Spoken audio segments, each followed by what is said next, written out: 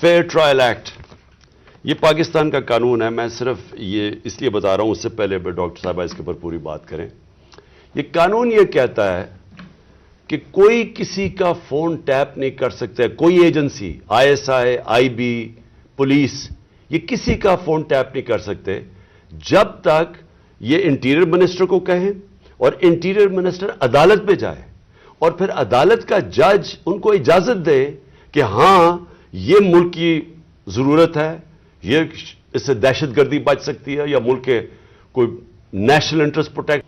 وہ پھر اجازت دیتا ہے اور اس اجازت کے بعد پھر فون ٹیپ کر سکتے ہیں. اس کے علاوہ کوئی فون کسی کا ٹیپ نہیں کر سکتا. تو پھر میں آپ کو یہ بتا دوں کہ بے نظیر بھٹو کی حکومت 1996 میں جب ہٹائی گئی تو ایک وجہ دی گئی تھی سپریم کورٹ میں کہ بے نظیر کے گورنمنٹ کے دوران فون ٹیپس کیے جاتے تھے بڑی بڑی پرسنالٹیز کے اور سیاسی مخالفین کے اور ججز کے. یہ ایک وجہ دی گئی تھی 96 میں. میں اس سے پہلے آپ کو بتا دوں کہ امریکہ کا بڑا طاقتور پریزیڈنٹ تھا صدر نکسن. نکسن کی واٹر گیٹ سکینڈل ہوئی کیا تھی کہ وہ مخالفین کے فون ٹیپ کر رہا تھا، اس کی وجہ سے اس پریزیڈنٹ کو ریزائن کرنا پڑا. تو آج یہ جو کھلے عام ہو رہا ہے، پہلے تو میں چاہوں گا کہ ڈاکٹر یاسمین آپ سے بات کریں، اس کے بعد پھر میں بات کروں گا. بسم اللہ الرحمن الرحیم. کل دوپہر میں جب یہ آڈیو لیک ہوئی تو میں نے جب وہ آڈیو سنی تو مجھے امیڈیٹلی احساس ہوا کہ یہ کس مقصد کے لیے یہ لیک ہوئی ہے. وجہ یہ تھی کہ میں پچھلے 4 ماہ سے خان صاحب کی جو JIT بنی تھی، خان صاحب پہ جو قاتلانہ حملہ ہوا تھا، اس JIT کو فالو اپ میں کر رہی تھی اور خاص طور پہ جو اینٹی ٹیررسٹ کورٹ ہے گجرانوالہ کا، اس میں فالو اپ کر رہی تھی. اور یہ میں نے جب دیکھا کہ یہ کیوں کیا گیا ہے، وہ اس لیے کیا گیا کہ ہمارے JIT کا جب بنا تو اس کا کنوینر جو تھے یہ ڈوگر صاحب تھے جو CCPO تھے اس وقت. اور انہوں نے ڈوگر صاحب نے یہ بات انکشاف کر دی تھی حکومت کے سامنے کہ اس میں 3 لوگ ملوث ہیں. یعنی جو اسیسنیشن اٹیمپٹ ہے خان صاحب کے اوپر، وہ باقاعدہ ایک آرکیسٹریٹڈ اٹیمپٹ تھی. اور انہوں نے کہا کہ امپورٹنٹ چیز ہے کہ انہوں نے بتایا کہ ایک بندہ نہیں، اس میں 3 لوگ کم سے کم ملوث تھے اور ان کا ایویڈنس انہوں نے کورٹ کو دے دیا تھا. اور اس کے بعد جو پتا چلا وہ یہ ہے کہ افسروں کو بلیک میل کیا گیا.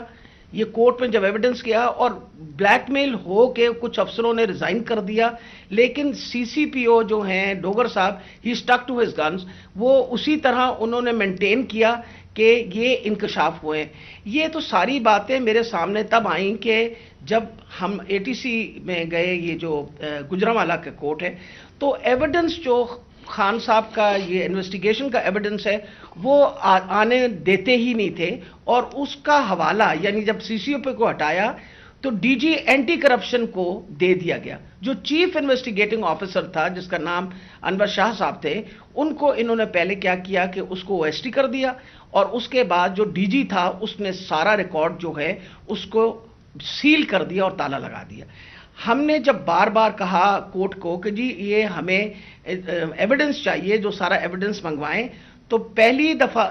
جو سیکنڈ ہیئرنگ تھی اس میں انہوں نے آ کے کہا کہ جی DG بدل دیا گیا ہے اور یہ چٹھا صاحب کو لگا دیا گیا نیا DG اینٹی کرپشن، جو کہ ثناء اللہ کا رائٹ ہینڈ مین ہے اور اب وہ ریکارڈ دے گا. اس کے اوپر جج صاحب نے غصہ کھایا اور انہوں نے کہا کہ میں اب اپنے پروسیکیوٹنگ آفیسرز بھیجوں گا. انہوں نے اپنے پروسیکیوٹنگ آفیسرز بھیجے اور پروسیکیوٹنگ آفیسرز نے جب وہ کمرہ کھلا اور تالا کھلا تو دیکھا گیا کہ ایویڈنس سارا غائب ہو چکا ہے اور چند صفحے 11 صفحے رہ گئے تھے اس سارے ایویڈنس کے، باقی سارا کچھ چوری ہو گیا. اور یہ بات کا انکشاف خود ہی DG نے بھی کیا اور اعلان بھی کر دیا کہ اب میں اس کے اوپر انکوائری کروں گا. یعنی خود ہی چور اور خود ہی منصف بننے کی ارادے سے. میرے لیے یہ ایک اتنا بڑا ہمارے لیے سانحہ تھا کہ سارا ایویڈنس جو ہے اس کو انہوں نے خرد برد کر دیا کہ جب ہائی کورٹ کا آرڈر پتا چلا کہ جی ہائی کورٹ نے CCPO کو دوبارہ لگایا ہے تو میں نے مناسب سمجھا کہ میں CCPO سے پوچھوں کہ کب آپ کی اپوائنٹمنٹ ہو گئی ہے کیونکہ ہماری جو جے آئی ٹی ہے وچ از دا ریل جے آئی ٹی جو اس وقت حکومت تھی اور اس نے حکومت نے یہ سارا کچھ کیا تھا جے آئی ٹی بنائی تھی وچ از a legal J I T تو ہم نے تو آلریڈی اس پہ ہمیں ٹرسٹ تھا کہ یہ بندہ جو ہے تو میں نے ان سے پوچھا کہ آپ کب تک جوائن کر رہے ہیں تو انہوں نے کہا جی ابھی تک میرے آرڈرز نہیں آئے وہ آپ نے سارا ٹیپ سنا جس کے اندر کوئی ایسی بات نہیں پوچھی گئی اس میں مجھ سے سوال پوچھا گیا کہ کنسرن کیوں تھا ارے بھائی مجھے کنسرن نہیں ہوگا تو کیوں نہیں کنسرن ہوگا وجہ یہ ہے کہ خان صاحب کے اوپر قاتلانہ حملہ ہوا خان صاحب کی ساری جو انویسٹیگیشن ہے ان کے آپ نے بندے بھی غائب کر دیے اس کے بعد جن لوگ جو ایویڈنس ہے اس کو بھی غائب کر رہے ہیں آپ تو ہمیں تو بالکل کسی طریقے سے کسی اور پہ ٹرسٹ نہیں تھا اور ہمیں امید تھی کہ اب سی سی پی او کے واپس آنے سے یعنی ڈوگر کے واپس آنے سے ہم دوبارہ اپنا جے آئی ٹی جو ہے وہ شروع کر دیں گے مجھے تو میں سخت مذمت کرتی ہوں میں نے خان صاحب کے سامنے آ کے بتایا کہ جی مجھے اتنی تکلیف ہوئی کہ جی فیئر ٹرائل ایکٹ کے مطابق میں ایک سٹیزن ہوں اس پاکستان کا میرا وہ چادر اور چار دیواری تو جو پامال کرنی تھی ان لوگوں نے ہم خواتین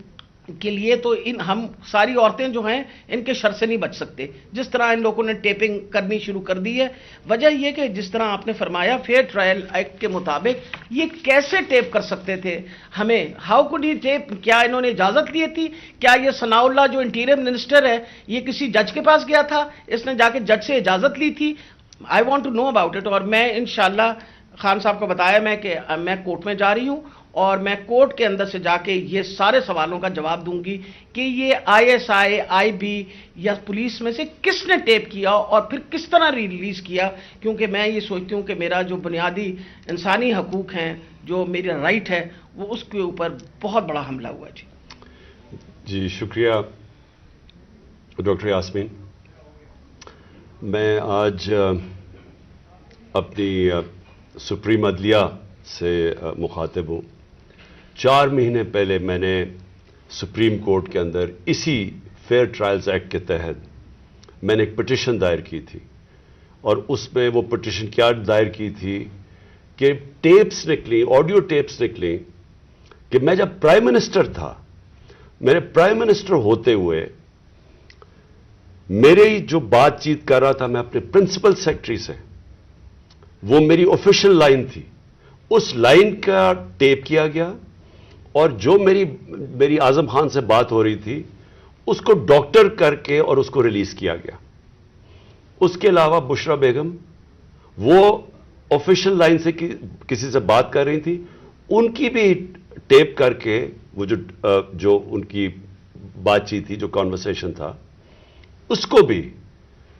ڈاکٹر کر کے چینج کر کے اور 2 دفعہ وہ ریلیز کی گئی تو میں اس لیے یہ